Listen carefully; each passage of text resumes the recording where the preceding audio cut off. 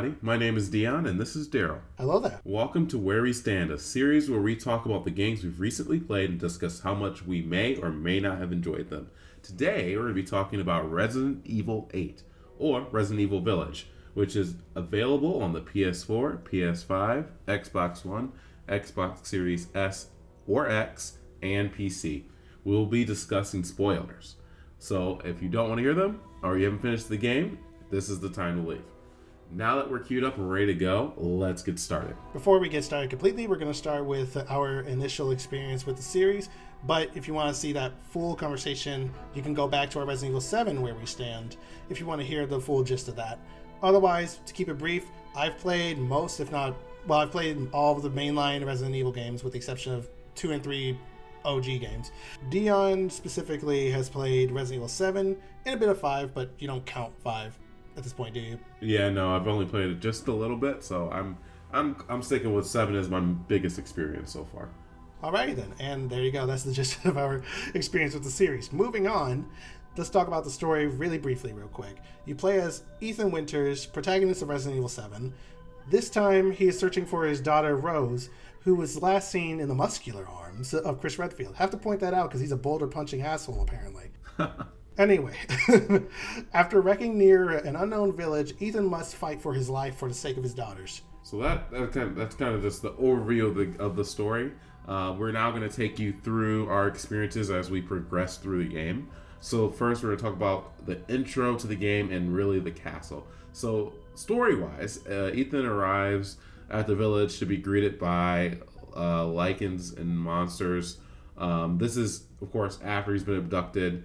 And we're at the Winters' house, visiting with his family. And then we kind of get pushed here. During this time, he meets up with other villagers in the village. As we find out, this is where it's taking place, i.e., this is why it's called Resident Evil Village. And you're figuring out, what's going on? What are these monsters? How did I get to my daughter? This is that point of the game. And you're actually, you're greeted with monsters. You get saved by some villagers. You experience what they're going through. You start learning before they're brutally murdered, as everyone else in the village has, which eventually is that leads you to getting captured and takes you to meeting the 4 leaders and Mother Miranda, which I think was an awesome moment. You get to really see the 4 leaders, the people that you're going to fight in the game. And you knew immediately, I'm fighting these guys, and these are going to be the main focal points. Which I thought was really cool. They also did that in 7, right, with the family. And I didn't realize that from our other Where We Stand, but after I'm thinking about it, yeah, they kind of introduce you to who you're going to fight. And then, they let you go, and you can take this runaway scene, which we'll talk about in a little bit. And then you're kind of in that castle where you get to meet Lady D, learn more about her, and then you fight her daughters as well. And how, and you learn a little bit more about the world you're living in and what happened to your daughter, because you're finding out, my daughter is not there. Where could she be? Why is she in pieces? And that's a pretty direct way to put it. Overall, this is a very strong opening to the game and very difficult opening to the game for some people from what I've seen. I'd say that because this game borrows a lot from Resident Evil 4, a lot of that opening sequence reflects that, especially when you're ambushed in the village. As you mentioned later on. But in general, let's back up a bit and just talk about some of the finer details and like in the world design in general. Ethan's house looks extremely lived in, and I have to say that because sometimes you'll go to a character's house and be like, does anyone really live here? It looks really clean. No, it looks like they've lived there for years, at least. Like Chris had pointed out. Well, like Ethan pointed out. Exactly. And I have to say, between this one and the Uncharted 4 house, yep, that's the one I was thinking about. I'm literally on the edge of who does it better. I mean, they're both really good. I mean, this one has kind of the advantage being first person, but other than that, I mean, they're both detailed. My joke, Dion could make it back on this if he wants. My joke for that section was, I don't care who I have to kill, Ethan. I'm going to take your house. This is how it's going to work. This is how it's going to go down. The real reason Chris broke in was because he wants your house. He realized he fucked up and gave you a really good house, and now he wants it. Anyway, Moving on, you also get to the village later on, as we mentioned earlier. And the village, on the other hand, looks like it was once lived in, but most of the houses are ransacked, empty. Everyone probably went out for bingo. I'm not going to go one video referring to Resident Evil 8 or 4 without making that joke.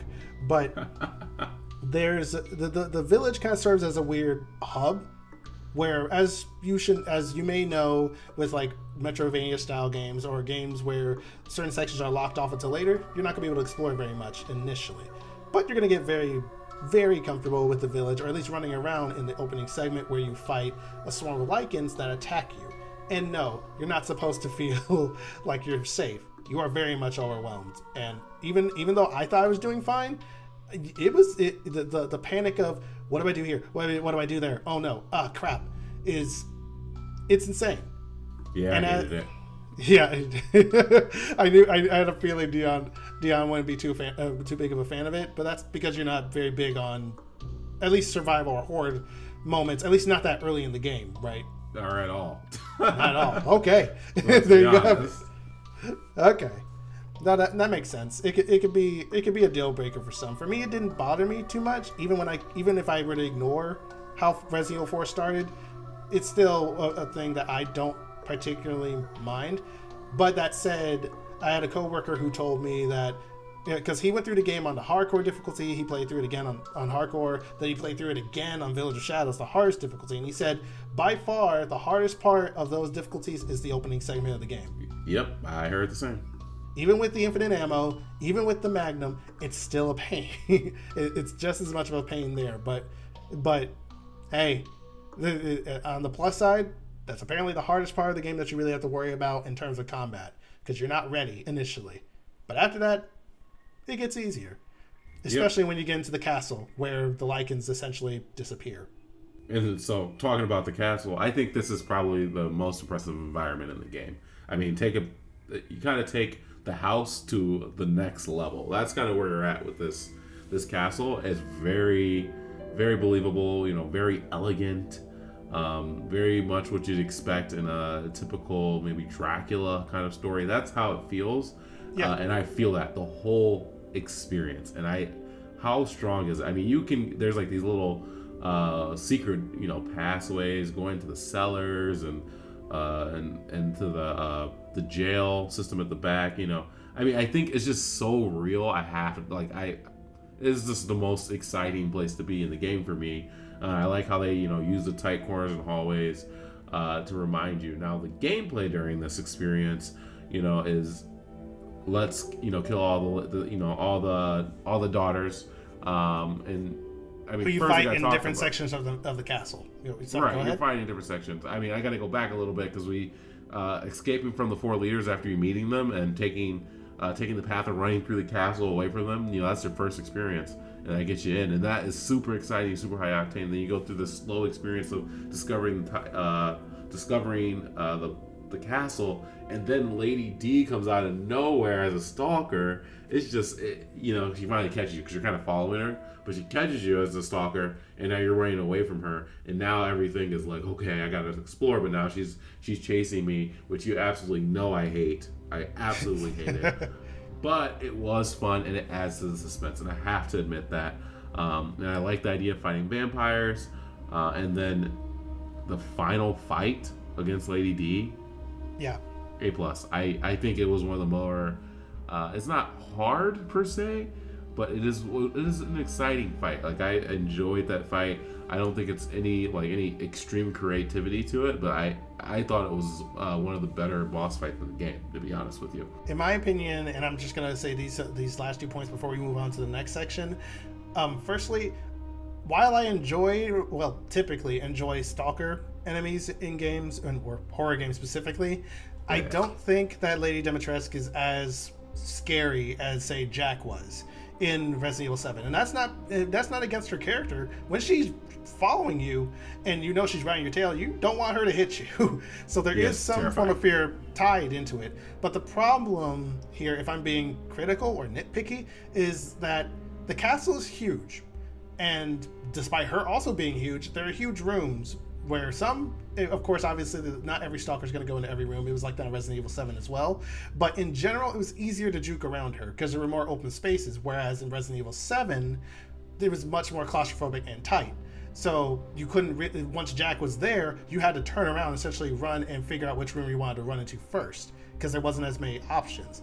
In this game, there are more options, so it kind of diminished how scary she could be when she's following you, but that's where the daughters kind of make up for that because they have their own spaces in the castle where they appear up until you kill them. Then after that, you just have Lady Demotress to deal with, and which felt good. Which leads up to the boss fight, which it was essentially Bloodborne or Dark Souls with a gun. That's all it reminded me of. It was a fun fight. It was, and you really didn't want her to catch you, especially there. I didn't want her to touch me at all. She could have touched me while she was still hot. Not like this. But I knew she was going to transform into something ugly. Although her crystallized form is thick as fuck. But besides that, let's move on before the entire internet goes to horny jail. We're talking about Benevito Manor now. Yep, exactly. And we do want to admit that is the only stalker in the game, which I'm very happy about. So getting, story takes place, after we escape and defeat Lady D, which you don't get to go back into the castle, so keep that in mind as you play through the game. When you get you get away from there, you find out that your daughter is in parts. Whoop-de-doo. And now you had to fight the leaders of the mansion, or not mansion, but the leaders of the group under Mother Miranda to get all the pieces back. And that kind of carries you throughout. Now you start getting like visions of the past, and you start getting things revealed, but that's the gist of it. So Benevito Manor is the next place you go, which is my most hated place in the game. It's my favorite place in the game. I will say, before I let you take over gameplay, the world design of the Benevito Manor is phenomenal. It is absolutely stunning. They once again just nail it. Like, it's the design, the attention to detail. Feels so real. I have to give it props. I think it's a little less than the castle, but because it's smaller, but it's really cool. Boy, is it unsettling though. True. I do think the lighting, I actually should say music as well. I know I didn't put that here, but the lighting and the music add to the world design, and it's just, talk about home run. If you're trying to make a horror game, it was a home run. Like, it's phenomenal. Obviously, it's not my favorite type. And Darryl's going to explain why in a minute, but I do think they were extremely successful with this area, and they nailed it. So the part that Dion didn't like, I'll actually hold off on that for a second because I'm going to talk about the part I'm going to assume you did like. You lose your guns at some point while you're in the Benevito Manor, and you're thinking, oh no, something's going to obviously come and get me. But actually, for most of that time, you're just solving a puzzle with a really creepy doll that resembles your wife. That was freaky as all get out, but it was cool. You had to take off different pieces of her body, and you got pieces, or you got puzzle pieces essentially. Well, not puzzle pieces, not literally, but like a key, a medallion, or whatever, stuff like that you would have to slot into doors and whatnot to get other pieces of the puzzle. But as you did that, the psychological horror starts kicking in, where Ethan starts hallucinating and hearing Mia's voice and seeing her around the halls, and then you remember, oh right, this is a horror game. Oh no. So then what happens is, at some point, after you've essentially explored everywhere you thought that you could explore, now it's time to deal with Angie, who's the overseer of this manor. But first, you have to deal with the big baby. So I'm not going to say Dion's a liar, but in this sense, you do have one more stalker enemy, and it's not the one you ever want following you. Lady D, you can make as many jokes as you want about her, like, oh, don't get me, oh no, she's so thick. But this baby, you're like, get the fuck away from me, get the fuck. That's how this baby's going to make you feel. Especially when he's just going, Dad, I'm seriously reconsidering having kids in the future. Because, oh God, big fetus. He's, that kid, or that baby, okay, first of all, the moment you walk into that manor and you notice, after you do the puzzle and whatnot, or even during it, that there are lockers everywhere that you could hide in. I could never successfully do it, but you could hide in lockers. You knew, oh no. Oh yeah. because you scared the crap out of me when you were like, there's lockers. I guarantee it's gonna be bad. Yeah, I saw lockers. I'm like, that's bad news. And to make it funny for you all for a moment, when we, of course, in true Resident Evil fashion, getting away from the baby is the easy part. The hard part is the fact that what you need to get is still in the baby's territory. So you go and of course the elevator to get down there in the first place is busted. You open the fuse box. Hey, it's a puzzle piece. Take that to the other room, which is past the baby, by the way. So you essentially have to go into a different room, slot that in, and then finally you get the fuse that you need for the elevator. You start running back, and of course that's when the baby reappears. Then we had a moment where I said you have to juke the baby. Realistically, all you had to do was hide in the locker or under the bed, but I couldn't figure that out at the time, so I ended up getting eaten. I juked the baby. It was Dion successfully juked the baby, but you know what? I got good footage, so it was worth it. I was absolutely terrified, so that's probably what happened. I was so scared. All I could say is that baby, that whole section of the game, that belonged in Silent Hill, not Resident Evil. But you know what? I applaud them for having the balls to do it, because that scene is still being talked about, to this day. I say this like it's been a long time, but it really hasn't. It's just that influential of a scene because it stands out so much. But you're also never going to get a scene like that again for the rest of the game. So take that as you will. Moving on, we could talk about the reservoir, right? We're talking about Moreau, the sad guy, about the sad fish man. So I do want to mention here that the castle in the intro takes up a very strong portion of the game, a very big part, maybe even 50%, maybe it's 45%, but it takes a long part. How quickly you get through everything else. But Benevito Manor and the reservoir we're going to talk about are very, very short. But it was a different change of pace, which means it's not bad. So the reservoir, I do feel like this area was not as impressive. No, it was the weaker part of the game. It was definitely the weaker. I do enjoy it. This story of this one is that, this is just like Ethan needs to get to the next body part, and this is the next leader. There's not really a huge amount of things that happen between here, but that's because you just got a Benevito Manor, so you're still recovering, so you need something lighthearted. And you're facing a big ugly fish monster, and I think it's glorious. So, as I said, no standout. Environment was very just useful, right? It's very functional, just getting you to the next place. I'll even hit the gameplay here because it's very quick, and I'll let you take the other one. So the environmental puzzle, getting across the water was an environmental puzzle. I do think it was cool. The puzzles were cool, but not as cool as the Benevito Mansion, right? So that was the downside. The gameplay, there was not a lot of gunfights except for the beginning. So the gameplay, there was nothing new in the gameplay, and they were able to do something new in the other two ones. So getting something that was kind of less of the same, it just wasn't that great. But the boss fight I thought was interesting, at least, where you're, it's just explosions. You have to beat them with explosions and blow things up. I thought that was interesting. I died once. Like it had a challenge to it. If Lady D didn't exist, this would probably be my second pick. Actually, we didn't talk about the Benevito Manor boss of hide and seek, but that was mostly for creepy's sake. Because otherwise, once you found her, there was really no consequence. The consequence would have been getting caught by the baby.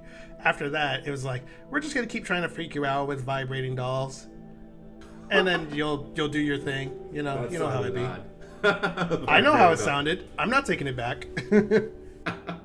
So, I mean, it's a very short part of the game. This not memorable. But then, you get thrusted into something called the Heisenberg Stronghold / factory.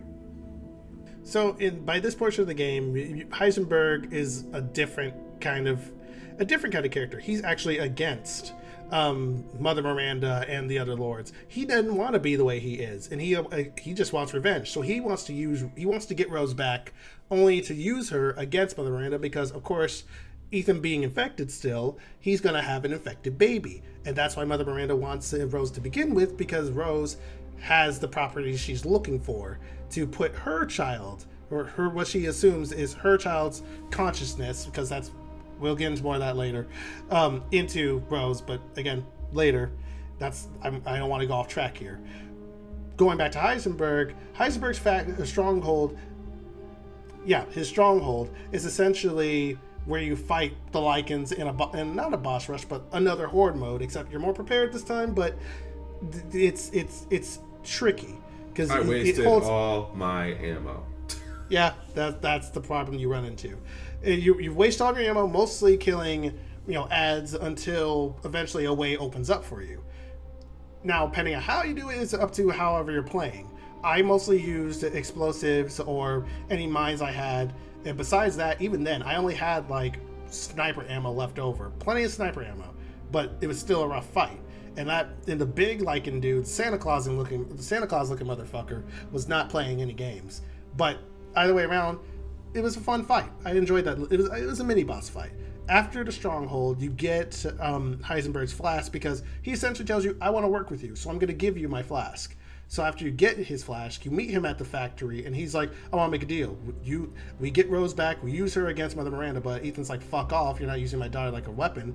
And then Nicolas Cage, Heisenberg, says, okay, fine, you don't want to know what's down there in that factory. So you get, this is your last chance. And then Ethan says, like a badass, I'll take my chances. And Heisenberg's like, all right, just lets him go. Down the chute into the factory, and the first thing you're introduced with is, I don't know what its name actually is, but Propeller Man, just a half fan or propeller, half person machine. It's creepy in a body horror way, but not scary. The scary part is the fact you don't want it getting near you, which is clear. But even then, you don't deal with that thing till towards the end of the factory. Now, the design of the factory in general is creepy and has a lot of machine body horror. Like a lot of enemies you fought before, with the exception of Lycans, I think, show up, but they're tweaked a little bit. Like you start fighting these drill enemies, who I will admit look very disturbing. And it reminded me of the latter section of Resident Evil 4, much like Moreau, and when you were fighting the fish fight, reminded me of the giant shark monster that you fight in Resident Evil 4. This game draws a lot from Resident Evil 4. It's essentially Resident Evil 4 2 featuring Resident Evil 7. That's what this is. But that's not a bad thing or anything like that. I actually think they did a great job with that. Anyway, once you get to towards the end of the factory, after a lot of back and forth, finding ways to get through and whatnot, you run into a Chris again. And this is where Chris more or less explains where things go down, or at least explains that, hey, Mia, when she was shot earlier, if you saw the trailer, it's not a spoiler, but whatever, we're spoiling anyway. Who he killed wasn't Mia, that was actually Mother Miranda in disguise. Mother Miranda is actually holding Mia hostage and whatnot. So now it's not just Mia, it's not just Rose that Ethan has to save, it's also Mia. So now why couldn't he say that 24 hours ago? I will never freaking understand. Go ahead. Weird writing decision. I'm not even going to try and defend it at this point because Chris is smarter than that. And they decided, no, we're going to play dumb for the sake of mysteries. And that only works if you know how to execute it properly. But to quote some of the videos I saw, all you really got from Chris was, Ethan, no. Like, no, that's awkward. And I get it. Resident Evil's not known for great storytelling, but the lore is rich. That's why we love it. And the games are just a lot of fun. But even with that, you're trying to go with a more story-focused narrative here, much more believable and whatnot. You can't just count on the whole "I'm gonna keep a secret for the sake of keeping a secret" trope. Mm-hmm. That doesn't work out. It didn't work out for Destiny. It's not gonna work out here. That said, weird writing flubs aside, Chris is still cool. Ethan's still cool. I still love the story overall. It's just weird with the way they executed it. But that aside, were you gonna say something? Nope. Okay. That aside, you eventually get in the tank and you go up to fight Heisenberg, and this is where it gets Resident Evil levels of ridiculous, because you're in this makeshift tank that Heisenberg made, and this boss fight, you could call it a turret section. It's not really a turret section. You're fighting. Heisenberg has the ability to manipulate metal. He's Resident Evil hobo Magneto, and it's kind of funny, but they're fine. I've seen weirder stuff in Resident Evil, believe it or not, just not to that extent. But you know what? Fine. It's The fight itself isn't hard. It's just he hits hard. That's the main shtick. But once you take care of him and he dies, then you have to deal with Mother Miranda, who shows up spontaneously and kills Ethan. I'm gonna let you take it from there, Dion. Yeah, I just want to say that boss fight was just fun. I enjoyed it. It was a spectacle. Yep, and then Ethan dies unexpectedly. Literally has his heart ripped out. Who would have thought? Like, not me. I was completely played. I thought I couldn't believe it. I couldn't believe he was dead. It was unbelievable. So he just dies, and it's like you like see your heart get smushed. It is very disturbing, and oh yeah, she didn't have to drink it. I like that part of Resident Evil. I like the disturbing part of Resident Evil. Like that was just really cool. And then and then we could continue. I think you took over Chris right at this point. This is where yep. You find out he's dead. Chris finds out he's dead, and he's like, okay, we're gonna kill this. We can make our motion plan. You find out that basically they've had a plan this whole time, and you go in and you are one mother. Yes. I mean, you just kill everything. You blow through explosions, grenades, submachine gun. Why didn't I have this in the beginning of the game? Don't get it, but oh my goodness, it takes everything out, and it feels so strong. I know there's some hate on that because it's a little arcadey, little Resident Evil 6 that I haven't played, but will play. But I think it does a good job of breaking it up and give you something really cool and exciting. I felt very excited the whole time. You get to blow stuff up. And they even give you a little play on like, hey, why didn't you tell Ethan the plan? Like, what? Did you just forget? Or, And I thought that was cool because I was thinking that the whole time. Okay, now Ethan's dead, so I'm pissed at Chris and myself because Ethan's dead. And, you're doing this final fight. And you think, oh, well, this is the end. Well, you save my favorite girl, your wife, Mia. Before that, Chris sticks a bomb to the Megamycete, which is essentially this weird fungal, fleshy virus-looking thing that connects all who were infected by the mold and whatnot together under the same consciousness. This is where Mother Miranda wants to draw back her daughter's consciousness because she's somewhere in there. This is for the most part. Yeah. And it's freaky even by Resident Evil standards. I'm like, okay, that's weird. And during this point in time, as Chris is making his way up to, well, technically to do his job, but then he comes across Mia. You enter a room where you find all this information, all this lore connecting everything, like everything. Mother Miranda is the one who essentially indirectly but also directly kicked off Resident Evil in general. She's the one who inspired Oswald Spencer, aka the creator of the Umbrella Corporation, to do the things he did. And I'm like, oh, wow, okay. Obviously, I didn't realize that. I do know who you're talking to because I watched a complete history of Resident Evil. So, but, yeah, so that's crazy, actually. Yeah, it's nuts. It's stunning. But besides that, to sum this part up, Mia fills Chris in after Chris says, sorry, Ethan's gone, he's dead. And then Mia's like, what? So the thing about my husband that I didn't tell him was, the game has, again, a lot of problems with people keeping information for the sake of mystery, not for the sake of logic. There are ways they could have gone about that better, but either way around, Ethan... You take control of Ethan again, and he gets up and he learns from a hallucination with Evelyn from Resident Evil 7 that he's been dead this whole time. He's been ever since Jack punched him in the face and stomped his face in at Resident Evil 7, the very beginning, the welcome to the family son line, which now is a double entendre, not in the sexy way, unfortunately, but it's I was gonna say something really bad. I'm not gonna, but that scene is where Ethan died, essentially, and where he was infected and came back to life. And since then, he's essentially been a walking immortal corpse. for the most part. That's why that's the narrative reason why he could take so much punishment and whatnot in the game. And I initially chalked it up to, well, he's still infected. I didn't think he was dead, but I knew he was still infected. And there's also some video game BS. No, he's just straight up dead, and he could take some serious punishment. As long as he has the first aid medicine with traces of the virus in it, he can put himself back together a lot quicker than he would on his own. But now he doesn't have his heart anymore. So now his body's kicking into overtime, I'm assuming is what was actually happening.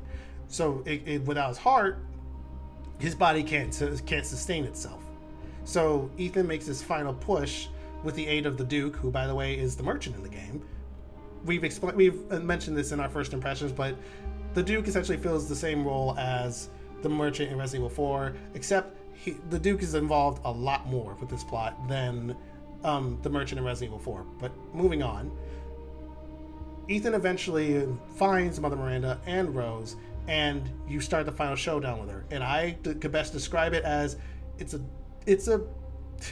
I say it's a Dark Souls fight in first person with guns, because that's what she has. Okay, no, I didn't describe it that way. I described it as a raid boss. It just felt like a raid boss, in a shooter essentially, and it was a lot of fun. And she was a pain. I died once. I almost had her, but she turned into she had those spider legs and jumped on my head. But it was still a lot of fun, and I really enjoyed that part. How did you feel about the fight? I've been talking a while. Her fight was very good. Very much enjoyed it. I would 100% do it again. I enjoyed that. I really enjoyed that. I think it was a good closing. But once again, Resident Evil's good at those final fights, and they do not disappoint here. Is all I'm saying. All in all, after the fight's over, Chris and Ethan escape with Rose, but Ethan's body is crumbling, and it's at this point where the game you could tell the game is essentially saying, yeah, Ethan's done. When they decide to back the camera off of him, it's no longer in first person. You still don't see Ethan's face, despite the fact we know what he looks like. But in game, you don't see his face at all. So these scenes towards the end are shot without you being able to see his face. He hands off the baby, or he hands off Rosemary to Chris to take to the helicopter, and Ethan decides to, sacrifice himself essentially right then and there, and end it like any other Resident Evil game has ever ended itself: an explosion and flying away in a helicopter or some vehicle of some sort. Now that you say that, yeah, it's funny. It's funny when you think about it. And then you have the last portion of the game is essentially the full fairy tale is what you get towards the end of the game.